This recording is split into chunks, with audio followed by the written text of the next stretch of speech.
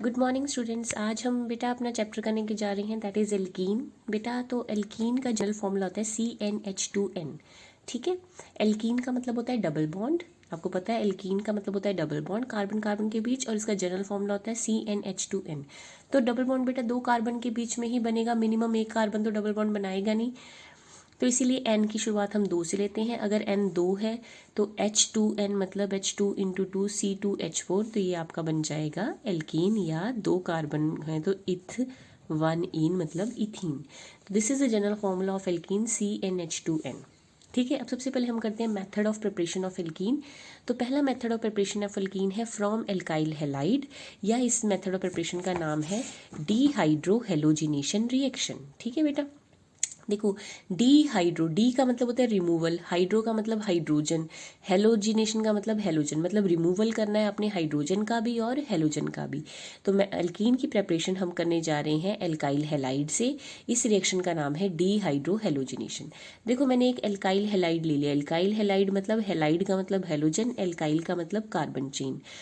इसका नाम common name है इथाइल क्लोराइड, दो कार्बन है तो इथाइल क्लोराइड। आयुपेसिक नेम है 1 क्लोरोइथेन। ठीक है, पहली कार्बन पे क्लोरीन है तो 1 क्लोरोइथीन। देखो बेटा, जिस कार्बन के साथ प्रीफिक्स लगा होता है या फंक्शन ग्रुप लगा होता है उस कार्बन को कहते हैं अल्फा कार्बन, उसके साथ वाली कार्बन होती है बीटा कार्बन, उसके साथ वाली कार्बन होती है गामा कार्बन। तो क्लोरीन क्योंकि इस कार्बन के साथ लगा है इसको मैंने अल्फा कार्बन कहा, इसके साथ वाली कार्बन को बीटा कार्बन कहा। जब मैं इसमें अल्कोहलिक KOH डालूंगी तो बेटा जब अल्कोहल डाला जाता है तो पानी का रिमूवल होता है, तो क्या होगा बेटा, इसका K और इसका Cl, KCl बाहर निकल जाएगा। ठीक है, और OH जो है क्लोरीन की जगह लग जाएगा।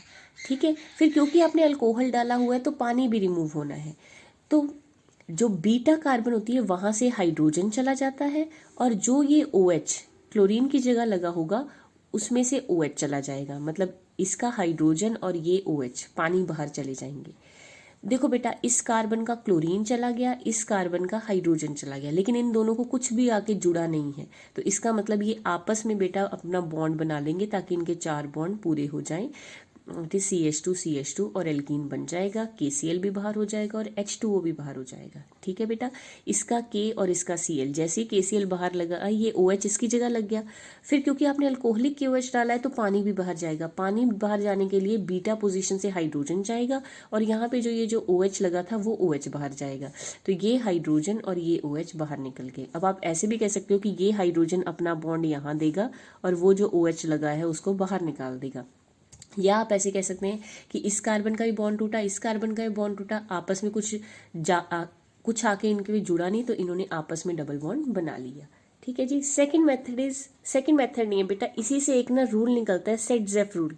सेट-ज़ेफ रूल क्या कहता है, अगर किसी रिएक्शन में 2 एल्कीन की पॉसिबिलिटी हो, ठीक है, जैसे मैंने ये ले लिया कंपाउंड दैट इज 2 क्लोरोब्यूटेन। अब क्लोरीन जिस कार्बन पे लगा है वो अल्फा कार्बन, उसके अल्फा कार्बन के साथ वाली बीटा कार्बन होती है, तो ये वाली भी बीटा ये वाली भी बीटा, दोनों साथ ही में है। तो अब बेटा जब आप अल्कोहलिक KOH डालोगे तो चलो KCl तो चला जाएगा, अल्फा से क्लोरीन चला जाएगा, लेकिन अब बीटा से हाइड्रोजन जाना होता है, क्योंकि बीटा से हाइड्रोजन और फिर OH जाना होता है, पानी रिमूव होना होता है, तो बीटा तो ये भी है और ये भी है। कौन सी बीटा से जाएगा बेटा, अगर इस बीटा से गया तो इन दोनों के बीच में डबल बॉन्ड बन जाएगा, अगर इस बीटा से गया तो इन दोनों के बीच में डबल बॉन्ड बनेगा, मतलब ये पॉसिबिलिटी भी हो सकती है, ये पॉसिबिलिटी भी हो सकती है, ब्यूट 1 इन भी बन सकता है, ब्यूट 2 इन भी बन सकता है, बनेंगे तो दोनों बेटा। लेकिन सेट-ज़ेफ कहता है ज्यादा अमाउंट में कौन बनेगा, जो ज्यादा सब्स्टिट्यूटेड है।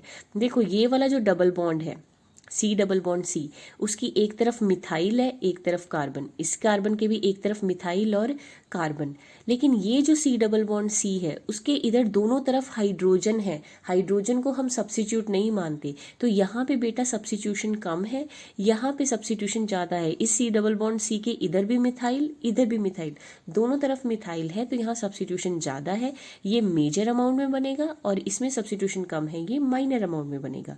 तो सेट-ज़ेफ कहता है कि during the formation of alkene, अगर 2 एल्कीन बन सकते हो, क्योंकि यहाँ पे 2 बीटा कार्बन है तो यहाँ से भी हाइड्रोजन जा सकता है, यहाँ से भी हाइड्रोजन जा सकता है, तो 2 एल्कीन की पॉसिबिलिटी में वो एल्कीन ज़्यादा अमाउंट में बनेगा जो ज़्यादा सब्स्टिट्यूटेड है। This is Saytzeff rule. ठीक है। उसके बाद अगला मेथड ऑफ प्रिपरेशन कि आप 1,2 डाई हैलाइड से भी एल्कीन बना सकते हैं। 1,2 डाई हैलाइड मतलब पहली और दूसरी पोजीशन पे हेलोजन लगा है। देखो 2 कार्बन है, पहली कार्बन पे भी मैंने ब्रोमीन लगा दिया, दूसरी कार्बन पे भी मैंने ब्रोमीन लगा दिया, इसका नाम हो गया 1,2 डाई ब्रोमो इथेन। अगर मैं इसमें जिंक डाल दूं in the presence of methanol, क्या होगा बेटा, ये जो जिंक है ये दोनों ब्रोमीन रिमूव कर लेगा, ये वाला रिमूव कर लेगा, ये वाला रिमूव कर लेगा। अब इस कार्बन का बॉन्ड टूटा, इस कार्बन का बॉन्ड टूटा, कुछ आपस में आया नहीं, तो इन्होंने आपस में बॉन्ड बना लेना। या आप ऐसे कह सकते हो कि ये ब्रोमीन अपना बॉन्ड यहाँ देके इस ब्रोमीन को निकाल ले गया, तो यहाँ CH2 डबल बॉन्ड CH2 बन गया। जिंक ने ये ब्रोमीन रिमूव किया, ये ब्रोमीन रिमूव किया, इन कार्बन के साथ आके कुछ लगा नहीं, तो इन्होंने आपस में क्या बना लिया, डबल बॉन्ड, ताकि इनके बॉन्ड पूरे हो जाएं। This is ethene. तो इस तरह से आप इथीन बना लोगे। Next method is from alcohol. Alcohol से बेटा आप कैसे बनाओगे, बेटा अगर किसी भी अल्कोहल में कंसनट्रेटेड H2SO4 डाला जाए तो पानी रिमूव होता है।